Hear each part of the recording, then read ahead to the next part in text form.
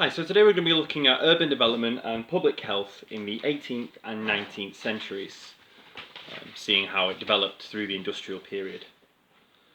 So we're going to start with where it all began, really. So how did it start, this urban development? It started with the agricultural revolution.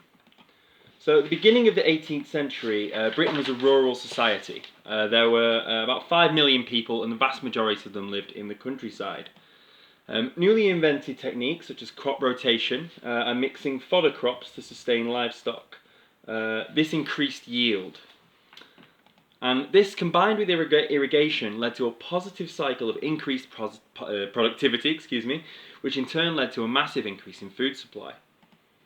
The Enclosure Act of 1801, so at the beginning of the 19th century, allowed land to be controlled by a smaller number of farmers and massively increased efficiency, which led well into the 19th century.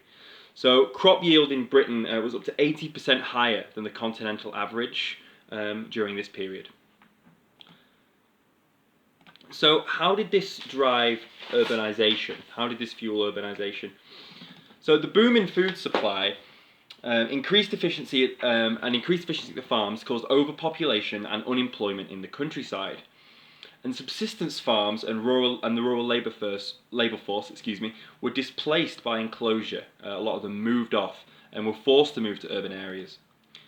Towns and cities across the nation began to grow. So the urban population increased from 15% to 25% from 1750 to 1800. That's a massive leap over 50 years. And the overpopulation in the countryside slowly shifted to overcrowded urban areas. This period also saw the boom of private farms and stock being sold at market as opposed to being used to feed the family. So we get a move from subsistence farming to market farming. So let's take a look now at an overview of some 18th century urban development. So the expansion of towns was universal, but the functions or key features of each town varied. So there were ports, dockyards, market towns, spa and leisure towns, and industrial centres. So industrial towns were the most common during this period and the most populous. So the people in towns and cities needed lighting, water, access to food, roads and paths to navigate the streets. And as the population grew, the basic medieval infrastructure basically began to break down. If you think potholes are annoying now, you don't know how lucky you are. And whereas cattle and crops had been farmed within or around the outskirts of urban centres before, the huge influx of people made farming in and around the cities basically impossible. And by the end of the 18th century, human and animal waste filled the streets of many towns, and law and order often completely broke down. That's that one, sorry. So moving on, let's look at how some of the management and planning schemes that were used during this period. So 18th century doctors basically thought the disease was caused by smells or bad air, miasma they called it. And germ theory was yet to emerge. There were some attempts to keep cities clean and free from detritus, but these were very limited. And the town's mayor or local government was often responsible for this, and they employed scavengers, very similar to modern day bin men or dustmen. And they also imposed fines on residents for not cleaning up. But as the situation got out of control, commissions were set up to establish solutions, but they only expanded local laws and were often ineffective. There was no national police force at all to enforce law and order. There were some constables, city constables, employed sometimes by local councils, but their power was limited. In London in 1749, the Bow Street Runners were established, and this was the first kind of professional police force, and they sort of were the mould that made the London Metropolitan Police Force later on, although there were only 6 of them initially. Also during this time, drunken violence and disorder was really, really common, so gin was a huge problem. Gin was often consumed by the working class, so they called it the gin kind of crisis. And they actually tried to regulate and ban gin numerous times throughout the 18th century just because they considered it to be raucous and to be causing trouble in the streets. So let's have a look here towards the wider ideas of public health and the slow progress that was made throughout the 18th century. So disease epidemics and disease in general were responsible for most deaths before the 18th century. So famous and notable epidemics include the Black Plague of the 13 and 1600s. But the increased food supply during this period boosted people's immune system, their resistance to disease. That being said, cholera, typhus and smallpox still killed many people, but less than they had done in previous centuries, again because of the people were more healthy. And by the 1790s, so just towards the end of the century, Edward Jenner had pioneered a cowpox immunization method for smallpox, so introducing cowpox to vaccinate against smallpox. This would basically revolutionise medicine and the spread of disease. This vaccination method, as you're probably aware, revolutionised medicine. And the 1710s and 20s saw the introduction of more hospitals. They had wards now and treatment centres for acute conditions. And even the highly trained doctors at the time, though, were completely ignorant of the causes of disease and had no idea about sanitation. So the death rates in hospitals were still very, very, very high.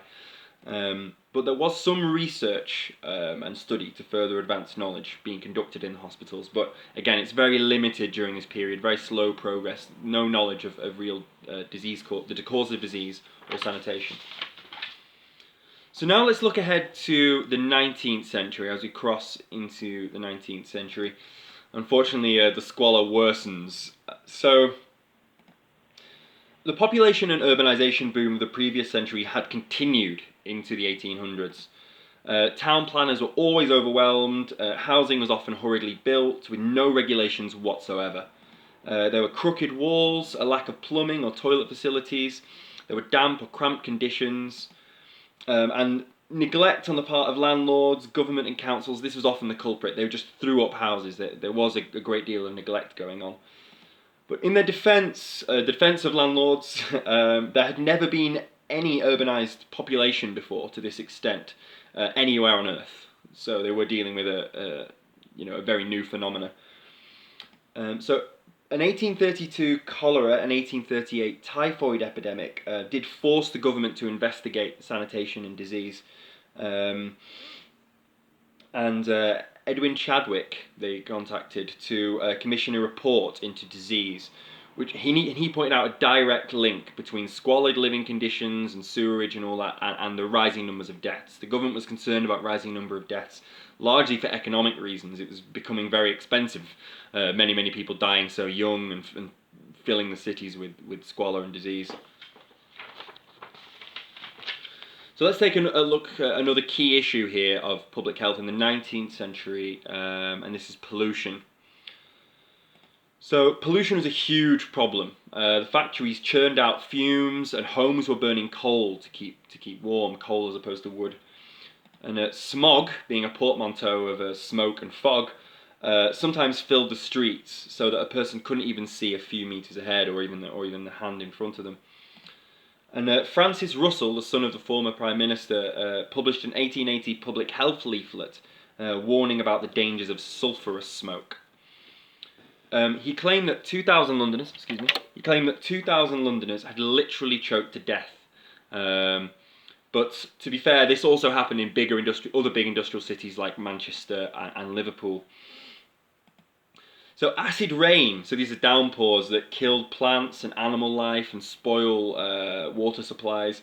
This was also found to be linked to the burning of coal during this time. Although it was fairly preliminary findings, they didn't really know exactly what the cause of acid rain was. So moving from pollution, let's take a look at disease. Really hone in on this. So disease, there were some diseases caused by pollution, so particularly the spread of bronchitis and tuberculosis in young children, constantly breathing in fumes. But cholera and typhus epidemics, as mentioned previously, were incredibly feared. The nickname King Cholera became to be used for cholera, which really shows the sort of fear and trepidation about this disease. So, though bad smells and dirt were associated with illness, again, people were completely ignorant to the causes of disease. So in 1854, Dr. John Snow conducted an experiment during an outbreak of cholera in London. And he deliberately switched off a water tap in Soho This was an area with high levels of the disease, and it's forced people to fetch water from a different water source. Now, this was proven to reduce levels of cholera in that area, which proved that cholera was actually caused by the water supply. Now, again, this one experiment likely saved millions of lives going forward, considering the damage cholera has done globally. Really realizing that it is caused by contaminated water was revolutionary in this period. So, let's take a look at how there were some solutions to this, potentially. Help at last to try and deal with some of these problems. So, the squalor and high death rates among working people began to attract the attention of writers and commentators. So Dickens, Dare, Marx and Engels tried to highlight the plight of working people through novels and essays, the latter of which, Marx and Engels, forming the basis for the political philosophy of socialism. So class consciousness and righteous anger at terrible living conditions began to spur the government into action. The Great Stink of London, so it didn't only affect just the working classes. The Great Stink of London in July 1858, was so severe that Parliament couldn't actually convene. It smelled so bad, and this spurred the government on to fund the construction of 1,100 miles of street sewers, as well as 82 miles of interconnecting sewers in London. This was completed a decade later after the stink. And it cost £4 million in that money, which is in money in those days, which is an unbelievable amount of money. And this was an unprecedented interventionist move by the government, really, to address these issues. So let's take a look at some of the nice guys here as well, other than the government. So let's have a look at some philanthropy and how they were dealing with the issues at hand. So, yeah, not all industrialists were the profit-hungry fiends that Marx criticised. So confectioners, Joseph Rowntree and George Cadbury, famous for fruit pastels and dairy milks, were incredibly philanthropic. So Cadbury constructed the village of Bourneville to provide decent homes for his factory workers, and Rowntree also sought to improve workers' living conditions, and his son would go on to publish a social study into poverty that would basically lay down the foundations for the welfare state. Titus Salt also constructed decent homes in Saltaire, his own little private village, where his workers lived in spacious cottages with running water. So all three of these men were deeply religious, and they truly embraced the sort of goodwill of Christianity, of Christ. They lived by their principles, essentially. So, we've had a look at some of the philanthropic, and we've touched a little bit on government here, but let's really dig into the details of government policy and how that was used to help. So, following the 1842 Chadwick Report, which we've mentioned, the government began to pass legislation that took a more hands-on approach. So we briefly mentioned the sewers, but the Public Health Act of 1848, that really paved the way for the construction of sewers and drainage, not just in London, but across the country, enforced the cleaning of streets and provision of clean drinking water. And the Sanitary Act of 66 forced local authorities to clear health hazards and forced local councils really to be responsible for ensuring sewers were built in each area and all houses were connected to a main sewer. Another Public Health Act of 1875 expanded on the previous one, added more rigorous rules such as contaminated food and infectious diseases. They had to be reported from then on and acted on. And they really, this 1875 Act really cemented the public health. They were serious about it. The Artisans' Dwelling Act of 75 also, this empowered local governments to demolish slums, but unfortunately it wasn't made compulsory because it was very controversial at the time. So slum clearance didn't really begin for a long while. And also the Infectious Diseases Notification Act. So this targeted specific diseases like smallpox and cholera and typhus, and meant they legally had to be reported to be dealt with by a medical officer. So inspectors, sanitation inspectors, some health inspectors that we're familiar with today, they were checking really on local governments, local authorities, to ensure that these rules were these legislation was being enforced. And it's also a testament, actually, to how successful particular legislation was, particularly on housing. A lot of the terraced housing built towards the end of the 19th century is still standing today and still regularly used in many northern cities. I actually live in a Victorian terraced house in Manchester. Great, so moving on. this is the key, very, very key here, as well as government legislation. At the time, there was a scientific revolution. So with vaccinations proven to be effective, a compulsory cholera vaccine was introduced in 1851. We mentioned this earlier, Edward Jenner's smallpox vaccine. And Snow's discovery that cholera was waterborne, not airborne, began to shake miasma theory, which linked disease directly to bad smell in air. So Pasteur and Koch's germ theory of the 1850s was arguably the biggest discovery in the history of medicine. So again, they didn't know the cause of disease. Identifying it as germ theory was so important. Apologies, the animation's gone here. And Joseph Lister pioneered an antiseptic in the 1860s, building on germ theory and advocating sterile surgery. So sterile surgery also massive deal, because it meant that most people that died in surgery because of sepsis no longer had to. And other medical pioneers such as Ross and Simont discovered the origins of malaria and plague as animal-borne. So here we really start to understand the causes of disease, and that is how they can begin to deal with it, to really begin to deal with it. So finally, having a look at the conclusion here. So at the beginning of the Industrial Revolution, urban planners and government officials were basically completely overwhelmed by the booming population. And over the course of 2 centuries, scientific discovery and political reform managed to reduce death rates from disease and squalor at unprecedented levels. That said, the advances in antibiotics and the full introduction of the welfare state wouldn't really come until the 20th century, and these are the big things that we would recognise as sort of modern healthcare today.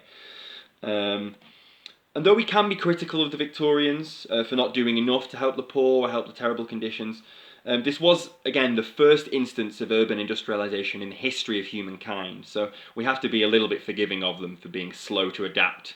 They were learning, they were the first to do it.